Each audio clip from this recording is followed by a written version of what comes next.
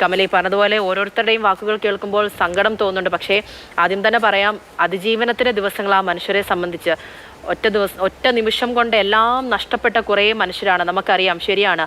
ഒരിക്കലും അവർക്ക് ഈ വേദന മറക്കാൻ, ഈ ഒരു ദുരന്തം അവർക്ക് മറക്കാൻ പറ്റുകയില്ല. എങ്കിൽ പോലും ഇനി തകരാതെ മുന്നിലേക്ക് കൊണ്ടുപോവുക എന്നുള്ളത് അത് ഈ കേരളത്തിൻ്റെ ഒന്നാകെ ലക്ഷ്യമായി തന്നെ ഏറ്റെടുത്തിരിക്കുകയാണ്. കേരളം അവരോടൊപ്പമുണ്ട് എന്ന് തെളിയിക്കുന്ന തരത്തിലുള്ള ഓരോ പ്രവർത്തനങ്ങളും മുന്നിലേക്ക് പോവുകയാണ്. കഴിഞ്ഞ ദിവസം ഇനി പുനരധിവാസം അങ്ങനെയുള്ള ദൗത്യത്തിലേക്കൊക്കെ വലിയ രീതിയിൽ കടക്കേണ്ടതായിട്ടുണ്ട്. എങ്ങനെയായിരിക്കും അങ്ങനെയുള്ള പദ്ധതികൾ, ഈ ദുരിതാശ്വാസ ക്യാമ്പുകളിലെ പ്രവർത്തനങ്ങളൊക്കെ എങ്ങനെയായിരിക്കും മുന്നിലേക്ക് പോവുക? എത്ര നാൾ ആ സ്കൂളിലൊക്കെ താമസിക്കാൻ പറ്റും എന്നുള്ള ഒരു ചോദ്യം അവിടെ നിലനിൽക്കുന്നുണ്ട്. അങ്ങനെയുള്ള കാര്യങ്ങൾ, പദ്ധതികളൊക്കെ എങ്ങനെയായിരിക്കും ഇനി മുന്നിലേക്ക് കൊണ്ടുപോവുക? ക്യാമ്പുകളിലേക്ക് ഓരോ പ്രവർത്തനങ്ങൾ എങ്ങനെ പോകുന്നു? കാരണം മാനസികമായി തകർന്നു നിൽക്കുന്ന മനുഷ്യരാണ് അവിടെയുള്ള എല്ലാവരും. കുഞ്ഞുങ്ങളുണ്ട്, പഠനമൊക്കെ മുടങ്ങിയവരുണ്ട്. ആ രീതിയിൽ ആ പ്രവർത്തനങ്ങൾ എങ്ങനെയായിരിക്കും പോവുക ഇനി? പൂജ ആദ്യം പറഞ്ഞ കാര്യത്തിലേക്ക് വരാം. LP സ്കൂളിലെ ടീച്ചർമാർ സംസാരിക്കുന്നത് ഞാൻ കേട്ടുകൊണ്ടിരിക്കുകയായിരുന്നു. എനിക്കത് കേട്ടിട്ട് സഹിക്കാൻ പറ്റുന്നില്ല. കാരണം ആ സ്കൂളിലാണ് നമ്മൾ പോയിട്ട് ആ ശാലിനി ടീച്ചറുടെ സ്റ്റോറി എടുത്തത്. കഴിഞ്ഞ ദിവസം ഞാൻ പറഞ്ഞതാണ്, സൈക്കിള് ചവിട്ടുന്ന ടീച്ചറും കുട്ടികളും എന്നുള്ളൊരു സ്റ്റോറി നമ്മൾ ചെയ്തതാണ്.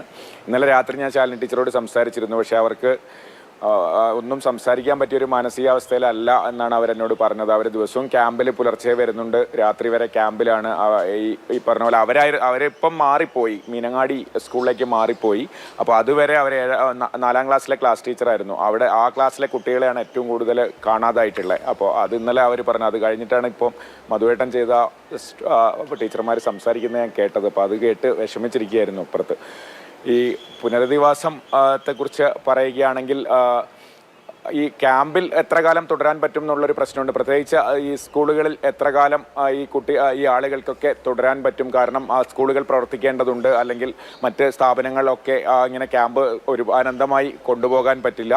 അപ്പോൾ അതിന് പുനരധിവാസം എന്ന് പറയുമ്പോൾ ഒരു ടൗൺഷിപ്പ് അല്ലെങ്കിൽ വീടുകളൊക്കെ തയ്യാറാകാൻ ഒരുപാട് കാത്തിരിക്കേണ്ടി വരും. എന്തായാലും അത് നിർമ്മിച്ച് അത്രയും ഒരു പുനരധിവാസം പൂർത്തിയാക്കാനുള്ള കാലതാമസം നമുക്കറിയാം. അപ്പോൾ അതിനു മുൻപ് ഒരു ഷെൽട്ടർ ഹോം ഒരുക്കേണ്ടി വരും ഈ ആളുകൾക്ക്. നേരത്തെ നായർ പറയുന്നുണ്ടായിരുന്നു, സുനാമി കഴിഞ്ഞ സമയത്ത് അങ്ങനെയാണ് ചെയ്തത്.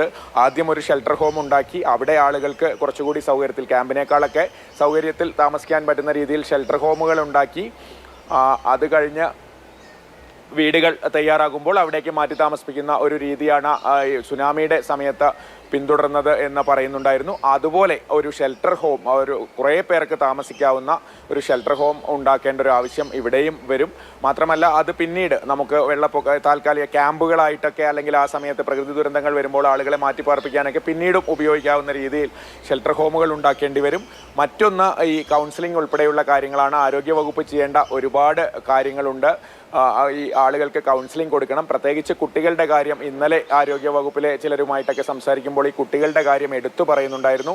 അവരെ ക്യാമ്പിൽ, ഈ മുതിർന്നവർക്കൊപ്പം ഇപ്പോഴത്തെ അന്തരീക്ഷത്തിൽ അധിക ദിവസം നിർത്തുന്നത് നല്ലതല്ല. അവർക്ക് പകൽ സമയത്തെങ്കിലും അവരുടേതായ ഒരു ലോകം, കുറച്ച് ടോയ്സും പുസ്തകങ്ങളും ഒക്കെയായി അവർക്ക് അത്തരത്തിൽ അവരുടേതായ ഒരു ലോകം ഒരുക്കി കൊടുക്കണം.